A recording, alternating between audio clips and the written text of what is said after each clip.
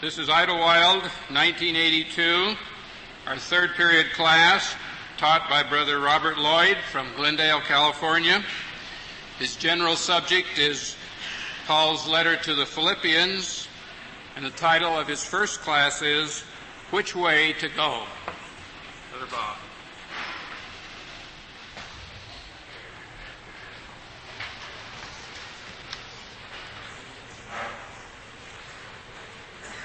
My dear brothers and sisters and young people, don't want to leave the sisters out. It's a great privilege to be able to come among you and address you. We've been coming to this Bible school since 1955. Brother Wilford Alley told us a very cute story this morning about the three riverboat captains. And we had the same wonder that he had. You not only knew that I hit all the sandbars and rocks in the river, but a lot of you were with me when I did it. But we're very happy to be here and share the thoughts of Philippians with you. Before we do that, though, we have an obligation to perform. We have just recently returned from Australia, and everywhere we were given specific instructions by the recording brother. We were in Melbourne, and the conference chairman asked us to convey the love of all the brothers and sisters at the conference, some 1,200 brothers and sisters there, to you when they found out we were going to be here. We went to Hobart, which is Brother Stephen Taylor and Polly Taylor's ecclesia. We stayed in their home when we were in Hobart. Their recording brother and presiding brother on the last night specifically asked us to convey their love to the brothers and sisters when we got to Idlewild.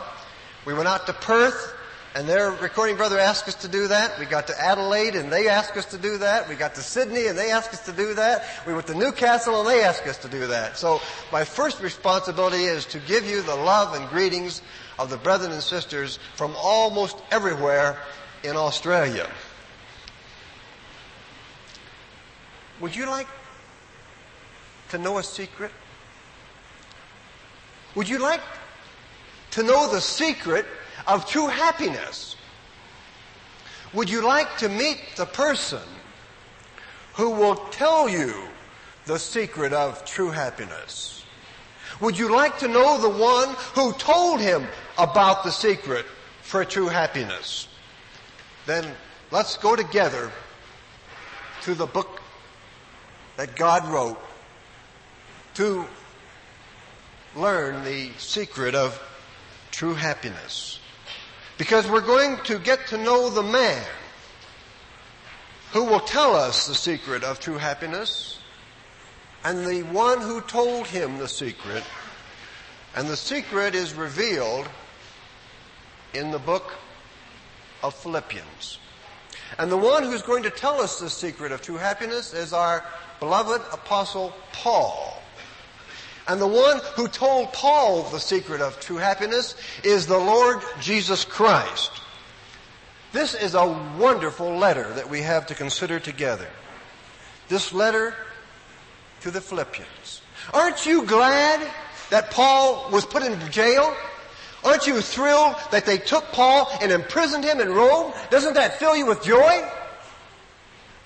You say, how can you be happy about a thing like that? Well, I am. I'm really glad that Paul was put in jail. If you look at the little epistles which John wrote, he says in them, having many things to write unto you, I would not write with paper and ink. I trust to come unto you and speak face to face, that our joy may be full. But John wasn't in jail. So he went to them, and all the things we wish he would have told us, he told some, but he went and told them in person, which was better for them, but not so good for us. And then in his third epistle he says, I had many things to write, but I will not with ink and pen write unto thee. But I trust I shall shortly see thee, and we shall speak face to face. But poor Paul couldn't do that. Not at this time. He's in jail. He doesn't even know when he's going to get out. or even if he is going to get out. He believes that he will. Paul believed that he would be delivered. Paul thought positively. Paul hoped to see them again, but he couldn't go then. He was chained to a Roman soldier. 24 hours a day chained to a Roman soldier. Not the same soldier. The soldiers got a relief. Paul never got a relief. The soldiers would come and say, okay, it's my turn. Unlock Paul's chains. Then the next fellow would be chained up to Paul. Now he's got a new man to be chained to. But everybody he was chained to heard about Jesus. And so Paul says himself in Philippians chapter 1 and verse 12, he says, the things which you think are bad, they really are good. Chapter 1, verse 12, but I would ye should understand, brethren, that the things which happened unto me have happened rather unto the furtherance of the gospel. So we ought to be glad that Paul was in jail, because it was working out for the benefit of lots of people. Not necessarily Paul. Yes, it was working out for Paul. Well, you wouldn't think so if you were Paul. I don't think I would. I mean, if I was in jail in Rome, and I hadn't done anything wrong. Remember, Peter says if you do something wrong and you get punished for it, well, you got it coming. You can't rejoice in that. But when you do everything right and you're punished for it, well, now you can take praise in that. You can be thankful for God for that. How can you be thankful for that? Well, because he says that the things that have happened to me, they're actually working out for good. And he was in jail when he said that. And so he really believed what he said when he wrote to the Romans.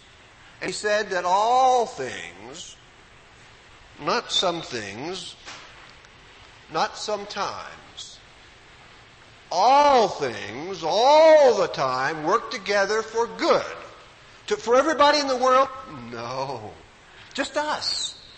Just those who are the called according to his purpose. Only to that select group of people in this world do all things work together for good. But do you believe it? You know the words. I haven't taught you anything you don't know. You've heard all that before. Our brother Larry Butell, in his prayer this morning, prayed that the words that we would hear would have an effect upon our life. That's the key. These aren't words to read. These aren't words to say. These are words to live. Paul was living out what he said. All things work together for good to those who love God, to those who are the called according to his purpose. Even what you think are bad things, they're good things because they're working out for your salvation. And that's the most wonderful thing that could ever happen to you or me. And so don't worry if things aren't going the way you would like. Paul didn't want to be in jail. He hated it. He wanted to be out preaching. He wanted to be free to go and see these ecclesias and speak to them face to face like John was doing. But you see how much benefit has come to us because they locked up Paul? We would maybe never have had this little letter to the Philippians if it hadn't been that Paul went to jail. This letter is called Philippians because it was written to people who lived in Philippi. The city of Philippi got its name from Philip II, who was the father of Alexander the Great. When Philip II seized the throne, it was 359 years BC. And Macedonia, the area which he took over at that point, was just a small area, about the size of the state of Vermont or Maryland. And it was a small segment of a large region which we know as Thrace. Now, Philip II enlarged this town. He improved it and he named it after himself, just like David said people would do. People name things after themselves. They want to be famous. Philippi is gone. It's in ruins. Our brother Mansfield this morning in his talk told us about the ruins of the city of Corinth that he's walked in. The city of Philippi is in equally poor repair. Even Ephesus, which has glorious ruins, is still ruins. But so who talks about Philippi today? The only reason Philippi is important, the only reason most of us have ever heard of Philippi, is because Paul wrote a letter to them. Not because of anything that happened there, other than what we have recorded in our Bible. Philip II says, I want to be famous. I want to name the city after me. And he didn't make it famous at all. It was Paul, really, that did it, even for the world today. Now, this city was situated 10 miles from the Gulf of Neapolis, northwest of the island of Thasos in the Aegean Sea. Paul would have considered a city to his north. You know, everything we relate to what's from us. I'm talking to some of the brothers and sisters, young people here from Detroit, and I say, you Easterners. And they don't consider themselves Easterners because they say, hey, we're in the Midwest. Well, to us, they're East, you see. If you're in Detroit, then you think New York is East. And if you're in New York, you think England is East. And so it all depends on where you are as to whether a thing is north or south or east or west to you. And so this area was north to Paul because he lived in Tarsus, which was south of this area. 2 centuries after the city of Philippi was conquered by Philip II, it was divided into 4 political districts, the area. And the famous Roman general Aemilius Paulus gets the credit for the decisive victory near Mount Olympus on the western shore of the Gulf of Salonika in the year of 168 BC.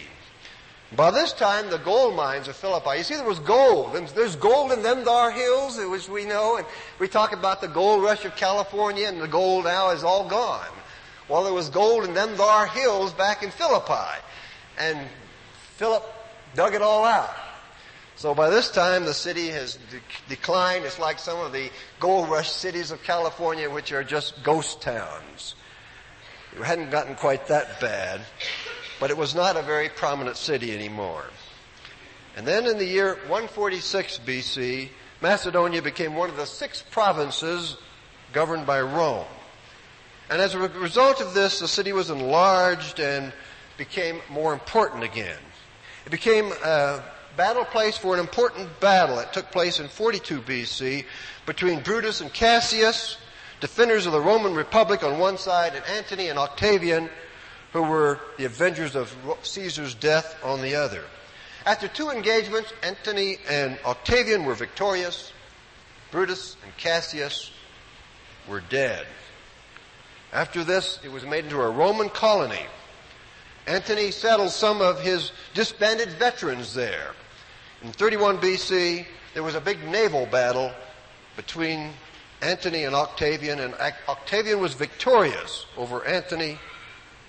And why did Antony lose the battle? Well, he'd become infatuated with this beautiful Egyptian queen who had previously been the mistress of Julius Caesar. Her name was Cleopatra.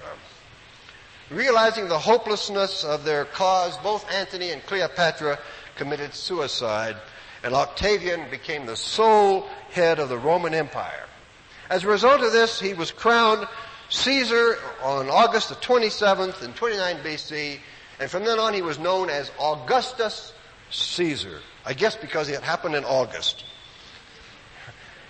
Philippi now is a Roman colony, and it's a miniature Rome.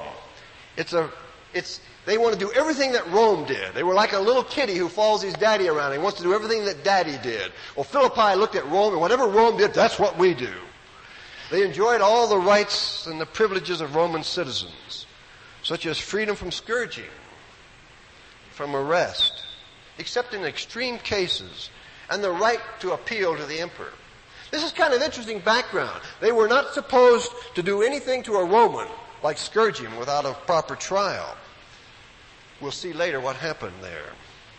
And we can see why Paul is writing this letter, to them, mentions things in this letter that aren't any other letter he writes. Look at Philippians 1, verse 13. He says, so that my bonds in Christ are manifest in all the palace and in all other places. Now, he doesn't mention this. in any of his other letters. But you see, Philippi is a miniature Rome.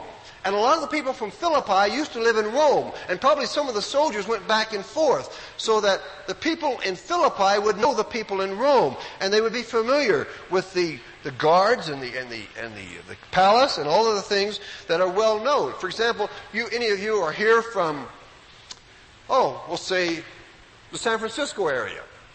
Well, you're familiar. If you're down here, you're familiar with what's going on up there. Some of the rest of us wouldn't be. But they knew all about Rome, and so he mentions things in this chapter that he mentions in no other. Chapter 4, Philippians, verse 22. All the saints salute you, chiefly they that are of Caesar's household. So Paul's been busy. Paul's been doing something besides being chained to a soldier. He's been teaching the people that worked for Caesar. Imagine working in the White House and getting all the people that worked for Reagan at Christadelphians, or not all of them, but some of them. That's the kind of thing, except that you wouldn't be a prisoner in the White House, and he was a prisoner in Rome. It's helpful for us, when we study this letter, to recall how this little ecclesia got its start. Because if there were no brethren and sisters in Philippi, there would be no letter to the Philippians.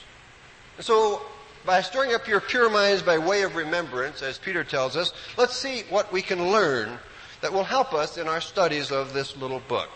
You remember that the first time he ever went there was on his second missionary journey. It's somewhere around the year 50 A.D. Now, at Derbe, Timothy joins the group, and then when they get to Troas, located on the south of what is now considered the site of ancient Troy, they're in a quandary what to do. They don't know what to do. Let's look at Acts chapter 16, because I think this is a condition that we sometimes get in. We want to do right, but we don't know what to do. And we're going to learn today what you do when you don't know what to do. Because you do something when you don't know what to do. But a lot of people don't. I don't know what to do, so I'll sit down. And that's not what Paul did. Paul didn't know what to do. He knows he's doing God's work. He knows God wants him to go out and preach. He's trying to do what God says, but every time he goes up against the door, it's shut. And he goes to another door and it's shut. We'll look at this and we'll see. Acts chapter 16, verse 6. Now when they had gone through Phrygia and the region of Galatia, they were forbidden by the Holy Spirit to preach the word in Asia. Now, we don't know why, we're not told. Just says God says, don't go there. Sometimes we go where we ought not go and do what we ought not do because we want to. I can remember a picture of a story about a lumberjack. And he didn't like his job and he wanted to quit. So he comes into town one day and he was out of work. And they said, well, what did you do with your job? He says, well, I just decided I was going to leave it up to chance. I threw my axe up in the air. I said, if it came down, I'm quitting. Sometimes we're like that. I mean, God's trying to guide us, and we already know what we want. Instead of asking God, we're telling God. And so we tell God what we want to do, and then if He closes the door, we jump around, we try to climb the gate or knock it down or something. God knows what's best for us. We really don't. We think we do. We're just like a little kitty. They want another piece of candy. Mom and Daddy knows best. Oh no, we want another piece of candy. Well, you're mean. You don't love me if you don't give me another piece of candy. You know that you love them because you're not giving them another piece. But they don't understand that. We're like little kitties to God. And we need, this sign up here is wonderful. And I didn't know they were going to have it here. But it's the theme of our talk today. And I hope that you know where it is, and I hope you know the rest of it. Because if you don't today, God willing, if you cooperate, you will tomorrow. Because it's your homework for tonight. And we're going to have homework, and we can't make you do it. No one can make anyone else do anything. Not even God will make us be good. So if you don't want to be a good, you don't want to do it, you don't have to. But if you will do it, you'll be richer and more successful as a result. Trust in the Lord with all thine heart. That means you don't trust in yourself, and lean not unto thine own understanding. In all thy ways acknowledge him, and then a wonderful thing happens. He will direct your paths. But not if you want to go where you want to go and do what you want to do and tell God what you want him to. God, this is the way I'm going to do it. No, in all your ways acknowledge him. First you trust in him. Now we came up a windy mountain road up here. Lots of curves. Can you imagine driving up this mountain road with somebody and you didn't trust the driver? And so every time you came to a curve, you run over and grab the wheel. Well, we would all be feeling sad at the fact that you're down at the bottom of the hill about now. If you're going to get in a car with a person, you better trust them. And if you don't trust them enough to put your life in their hands to ride with them, don't ride with them. But we do that with a car, and we don't do that with God. Trust in the Lord with all thine heart. Don't lean on your own understanding. In all your ways acknowledge God. And that's, everything is a qualification up to that point. It's only then that God will direct your paths. Not until you do all of that. And so that's exactly what Paul did. He didn't know what to do. He's trying to go to Asia, and God says no. So verse 7, after they were come to Macedonia, they essayed to go into Bithynia. But no, you can't go there. So they passed by Macedonia, and they came down to Troas. Paul's in the dither. He's trying to do God's work, and he doesn't know what to do. And if you trust in the Lord with all your heart, you don't lean on your own understanding, if in all your ways you acknowledge God, then he will do what happened to Paul. Not the same way necessarily, but the same thing. The God that you and I worship is the same God that Paul worshipped. And he's just as all-powerful and all-knowing and all-loving today as he was in those days. I mean, we don't have the gift of the Holy Spirit like Paul did. We cannot raise the dead and heal sick people. But that doesn't mean that the God that we worship is any less powerful than the God that he worshiped. And God will direct your lives every bit as much as he directed Paul's life. It isn't that because there's no open vision today, therefore we do not have God's help in our lives today. You have God working in your life just as fervently, just as real as he worked in Paul's. But not if you don't trust him. Not if you don't believe it. Not if you're trusting in your own wisdom and your own understanding and you telling God what you want. You don't lean on your own understanding. You don't rely on your own brain power. You say, God, here am I. What do you want me to do? But you don't sit down. You get up and you start moving. You put a little rat in a maze. And you put some cheese at the other end. And he goes up and he bumps into a wall. What does the rat do? Well, he sits there and cries. No! He turns and he runs into another wall. Now what does he do? Oh my goodness, I might as well give up. I bumped 2 walls. He turns again and he finds an opening, but he bumps another wall. And he goes through that maze bumping into walls. And turning and bumping into walls and turning and bumping into walls. But he keeps moving. And he gets the cheese. Now you and I are to be active in God's service. And the way we do it is by we get moving. And we don't always know exactly what God wants us to do. We don't always know where he wants us to go. But we don't do like the lumberjack and decide that we're going to do this no matter what. We ask God to open doors and close doors. And when we bump a closed door, we turn. And so that's what happened to Paul. And so Paul receives in a night vision this message of a man saying, come over into Macedonia. We need help in Macedonia. That's where we're to go. And so what did they do? Well, they went. Well, no, I think after we've prayed and we've asked God to guide our steps and we believe we've got an answer to this, well, let's don't do anything for a while. Let's sit and cogitate on it. That's what many of us do. Even after the door opens, we think, oh, there's the open door. Well, I'm kind of tired right now. I'll wait and see if it's open tomorrow. Look at verse 10. And after they had seen the vision, 2 weeks later, we endeavored to go to Macedonia. No, immediately. Right now. That's the key. Right now. Keep going. Keep moving. You don't always know what you're supposed to do. When you think you know, get going. If it turns out not to be, keep going. God will guide your steps. God feeds the birds.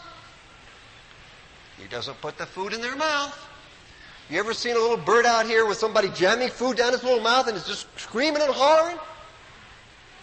Nope. The bird's got to get up every morning and look for it. But God feeds the birds. That's the truth. God guides your life, but you've got to move.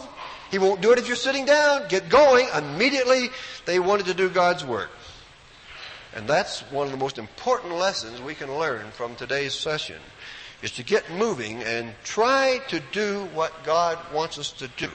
If we don't know what to do, take it to the Lord in prayer. Ask Him to guide your steps. Then get going. If you hit a closed door, then turn again. You hit another closed door, turn again. But just keep going. That's the key to service in the truth. Once they knew what to do, they lost no time doing it. I think sometimes we need to learn from that. Sometimes we have a contact. The Truth Corps has been in Glendale the last 2 weeks, and we have contacts coming out our ears. And they've gone out and they've seen these people, and they have interested some of them in the truth, and now they're going to leave us with all these interested people, and we ought to sit down and think about it. No, there's a work to do. Get doing it. There's a time to pray, and there's a time to move. And you remember Nehemiah? They prayed and worked. They kept their spears in their hand, and they prayed, and they did you could have prayed and said, well, God, just open the doors and make the wall come alive. No, they had to put each brick on one at a time. God could have gotten rid of all their enemies, but He doesn't do it that way. They had to do the work themselves, and they had problems, and they had temptations, and they had dangers, but they did the work because that's the way we're supposed to. Now, Solomon gave us this advice, and again, this isn't anything we don't already know. I'm not going to teach you a thing hardly you don't already know. All we want to do this week is to get you motivated to doing what you already know to do. And there isn't any one of us that can't do more than we are. The biggest room you have in your house is the room for improvement. So whatsoever you find to do, whatsoever thy hand findeth to do, said Solomon, sit down and think about it. No, he says, do it. No, it doesn't say that. It says, do it with thy might. Why? Well, because you're not going to be here forever. There is no work, nor device, nor knowledge, nor wisdom in the grave, whither thou goest. All the people in Philippi are gone. All the people in Corinth are gone. All the people in Ephesus are gone. All the people in Laodicea are gone. And some of them are going to, in the final analysis, be gone forever. Not because they couldn't have been saved, not because God didn't want them to be saved, not because Jesus didn't die so they could be saved, just because we're going to learn from the book of Philippians that most people are too wrapped up in their own little world and they have no time for God. And that in his class this morning. He quoted the problems of Sodom and Gomorrah. All the terrible things they did in Sodom and Gomorrah. He told us about them. And you think, oh, don't tell me about those. Oh, that's terrible. He doesn't mention any of the sexual immorality that went on there. He says they ate, they drank, they bought, they sold, they built, they planted. And Brother Mancini will point out, there's nothing wrong with those things. Oh, yes, there is. If that's all you do, there's something terrible wrong with those things. Because they're crowding God right out of your life. That's what's wrong. Any one of those by themselves is not wrong. This is water. This is no sin. But if that's all,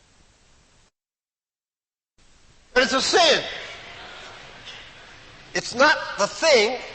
It's what we think about it and what we love and what we spend our time in and what we engage our lives in. So whatsoever you find to do, he says, do it with all your might. Now at this point, going back to Acts 16, we have Luke joining the party. And it's a marvelous thing how Luke comes in and out of the party. You can always tell when Luke's with them and when he isn't. I'm sure you already know this. But you tell by the theys and the we's. When they went here and they did this, then Luke's not along. Then when he says, we went here and we did that, then Luke's with them. Then so Luke wasn't with them. Then Luke comes to Philippi with them. And we'll see that when they left Philippi, Luke stayed there. And so they went on to Thessalonica. He didn't go because he was commissioned by Paul to continue to help this little ecclesia that was started there. So we have a little company now of Paul and Silas and Timothy and Luke. And they're all eager to go into Macedonia and to preach the gospel. Are you eager to preach the gospel? I mean, is this something you really want to do? Is it your meat to do God's work? Does everybody that knows you, do they know you're a Christadelphian? I worked with a man once, or I knew a man once, and I happened to mention to another businessman that he mentioned this person's name, and I said, oh, you know him. I know him. He's a Christadelphian. He says, he's a what? I said, he's a Christadelphian. I'm a Christadelphian. He's a Christadelphian. That's a church? I said, yeah. He said, you mean he goes to church? And here was a Christadelphian that was so clever in hiding his light under the bushel basket that nobody knew he went to any church, let alone Christadelphian. And so, are you eager to do God's work? Have you ever thought about who God has on earth to do His work except us? I mean, here we are. Imagine the Christadelphians, instead of being a religious body, we are a sales organization, and we have widgets. And we have the best widget you have ever seen. It widgets better than anybody else's widget. And you are the sales force for the widgets. And I got this great big factory with thousands of people making widgets. And I say, go out and tell the story about the widgets. But nobody does. And the widgets keep piling up in the warehouse. And it doesn't make it how good a product you got if you don't tell people about it. And who do we have to tell the truth as it is in Christ but Christadelphians? What religious body can we hire to go out and preach Christ as He is except us? There's nobody. There's no group that I know of that will tell it like it really is except us, and we don't do it. God is depending on you and me to be His ambassadors, to spread the good news of His coming kingdom. And if we don't do it, who's going to? I want each of you to think of that personally. Because we are workers together with God. Paul was a worker together with God, is in partnership with you. Jesus at 12 says, wist ye not that I must be about my Father's business? Are you in business with God? Are you doing God's business or your business? Brother Mansfield again mentioned about getting rich by being prospering in business. Whose business are you in? If I say to you, what do you do? Most of you say, well, I do this, I do that. I'm an engineer, I drive a bus, I mow the lawns, Well, that's fine. We do that for. But what do you do? Your real answer is, I work for Jesus. I work for God. I'm in business with them. I'm about my Father's business. I'm a worker together with God. Are you? How do you do that? By the way you live and by the things you say. Now, American Express has a slogan for their credit card, which says, don't leave home without it. And they're talking about a credit card. I believe with all my heart that every Christadelphian, every time you go out of your house, should take with you in a pocket or a purse some kind of a pamphlet. Sometimes I wear them out before I give them away, and I'm ashamed of that. But this is a little one that it doesn't matter what it is, just so you've got something on you about Christadelphians. I have this little one about answering your questions about Christadelphians, and I have another little one which I'm blessed to have a son-in-law that's a printer that printed me up, and it's a whole little booklet about our faith, and it's got a little time chart in the back, and most of you have already seen it. It doesn't matter what it is. It's just that you have something on you. It could be a little business card. My son has a little business card with the proofs of the beliefs of the Bible and his name and address on the back of it. But don't leave home without it. And then try to get rid of it, because it doesn't do you any good there. It only does you good if you get it out. But you should be, you're the only Bible some people have ever read. What's the epistle of God according to you? I mean, people are reading you every day. Everybody you see is reading you.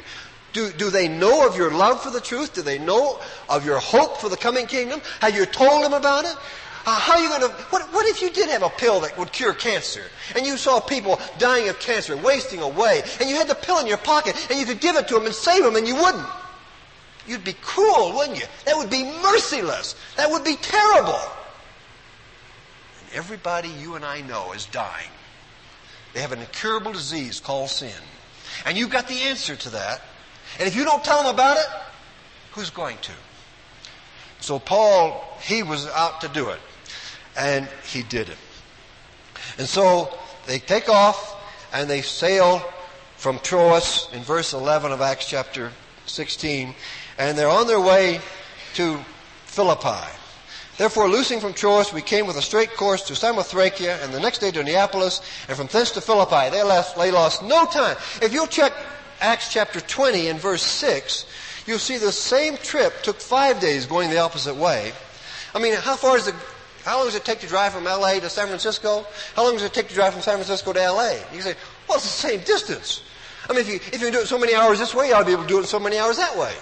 Well, they went in 2 days, they came back in 5. That's how anxious he was. Now, maybe he had a good wind and other things to help him too. But God will always help you if you're trying to do what's right. He'll even have the wind blowing at your back.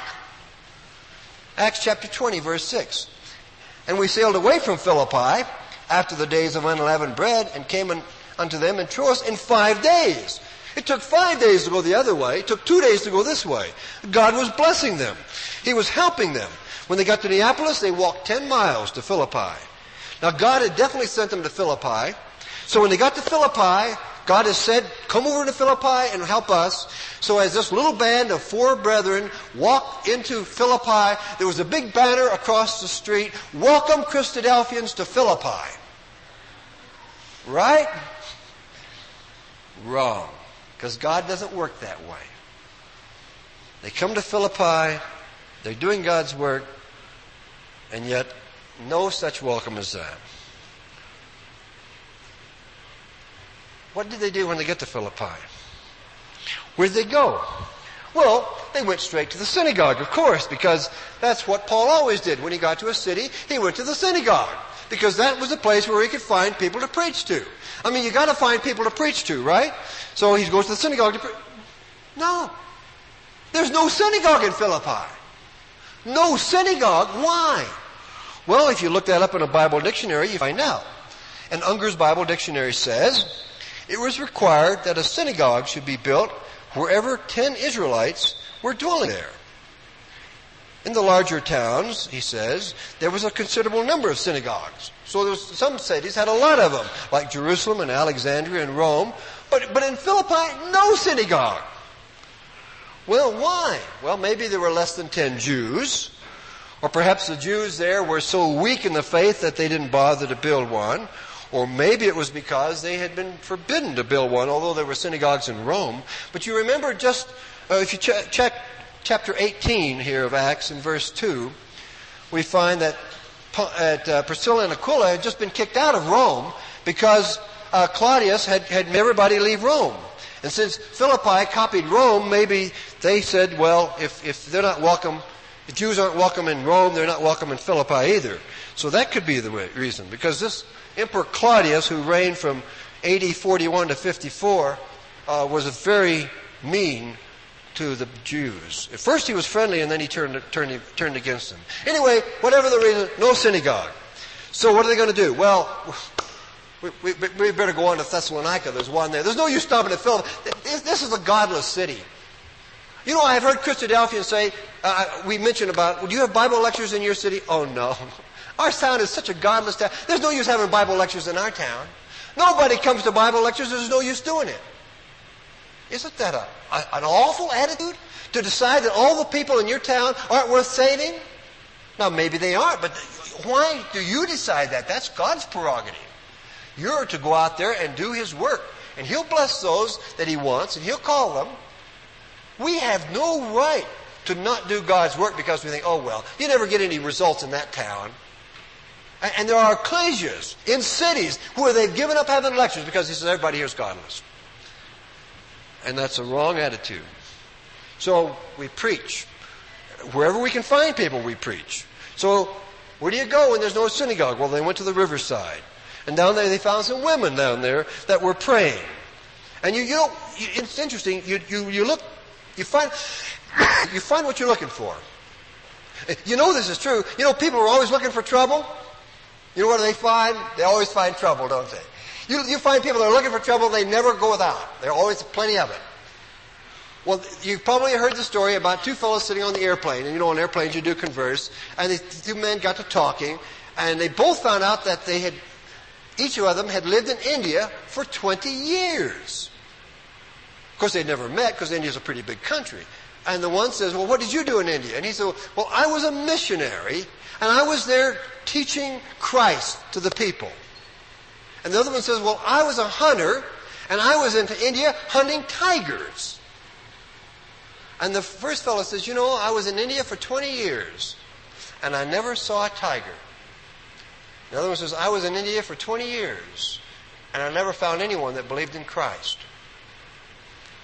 But what happens is you find what you're looking for. And if you're not looking for people to preach the truth to, you'll find that it never happens that you bring up the truth. Because, of course, you don't want to bring it up that might embarrass you, right? They might ask you something you don't know, right? So the best thing is, because your ego and your own self-esteem is so important that it's better to forget about Christ and pat yourself on the back. In other words, you think more of self than Jesus Christ that died for you. Forget about yourself. Think about Jesus. I mean, they're not going to kill you. We live in a tolerant age now. People may not agree with you, but they don't give you any trouble, really. So you need to find a way of making sure that everybody that you know knows about your truth and your hope. So he goes to Philippi, and he finds these women. And you look at verse 14, what happens? And a certain woman named Lydia, a seller of purple, of the city of Thyatira, which worshiped God, heard us. Now, here is a rich woman. She was very wealthy because she dealt in purple dye. And purple dye came from several different ways. One was a little shellfish found in the waters of the Phoenician coast.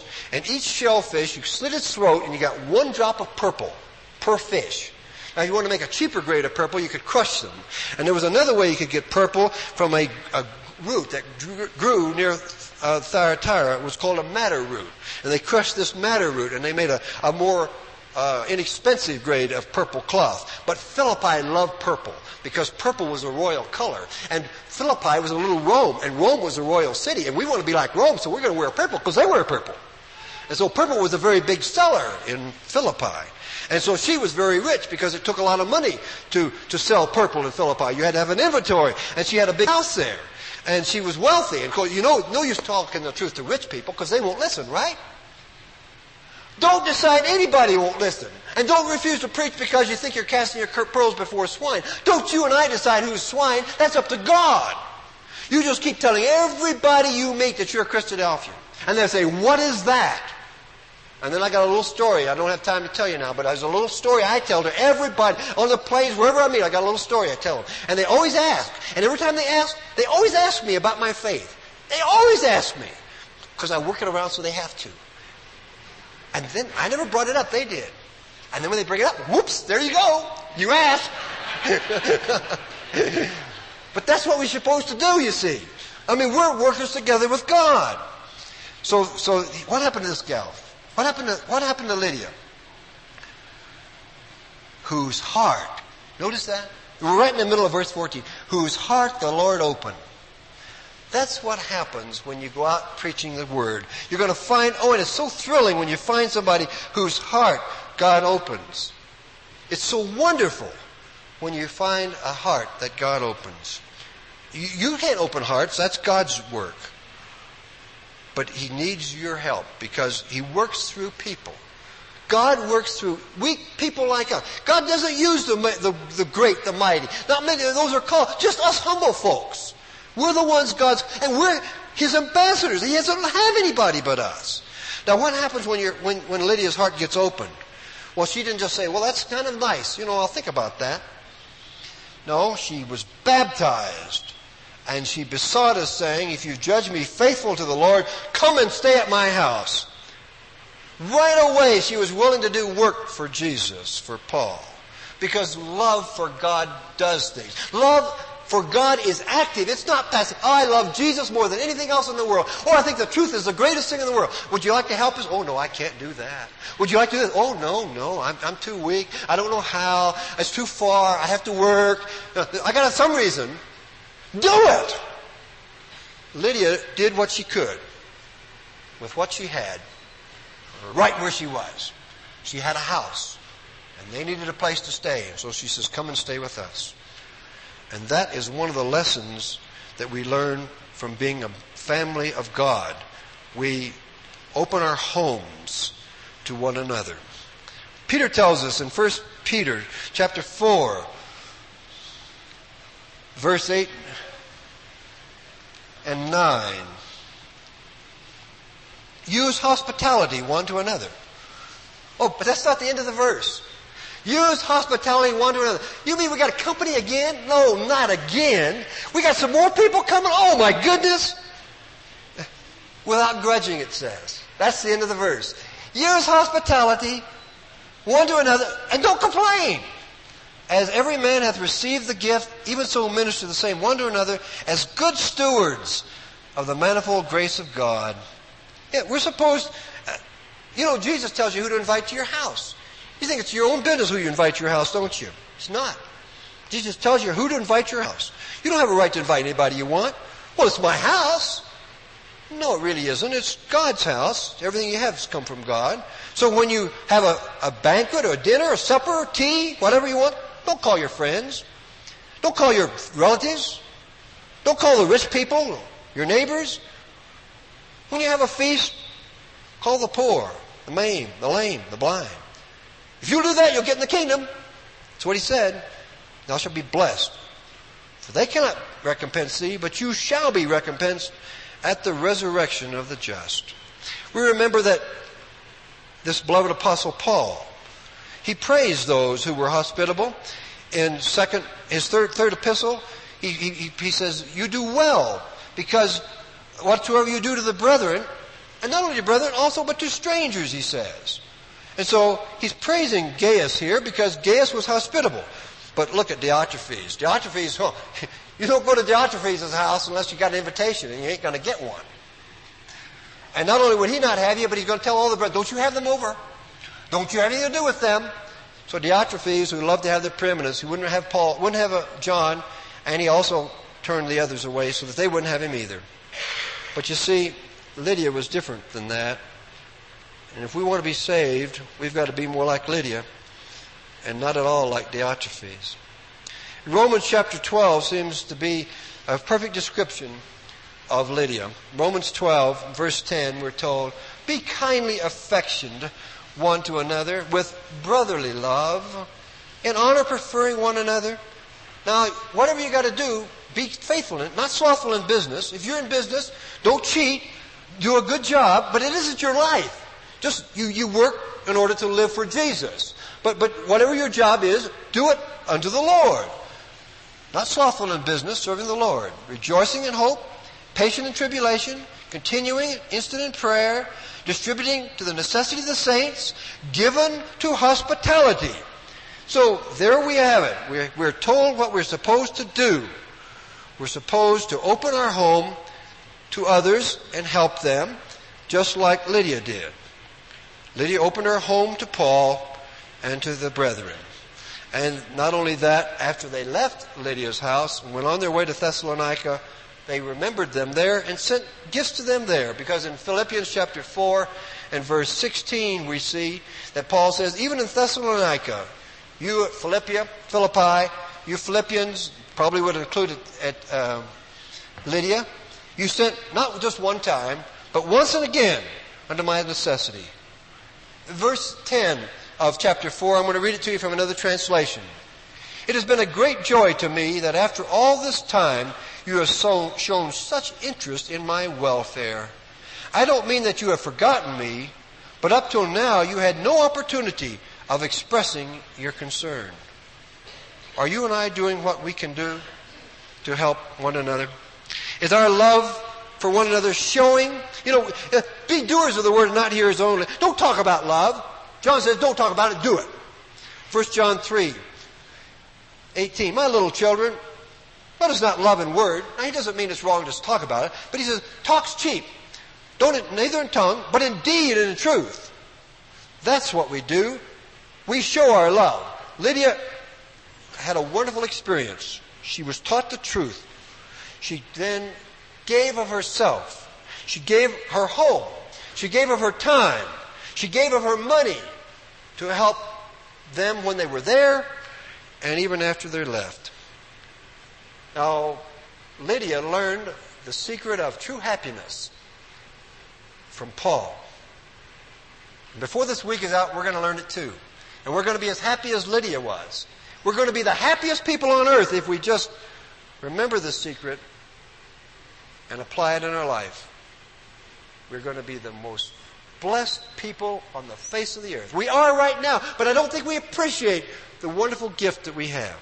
And so, as our class comes to a close today, we want our Truth Corps is going to help us. Before you leave the room, be sure that you get your homework, because we want you to take this verse in Proverbs, the one that's there, and we want you by tomorrow, God willing, to be able to recite it in full. Because it's not something to know, it's a way of life. And if you live those verses, you will be happy now, and you will be happy forever in the kingdom. So trust in the Lord with all thine heart, and lean not unto thine own understanding. In all thy ways acknowledge him, and he shall direct thy paths.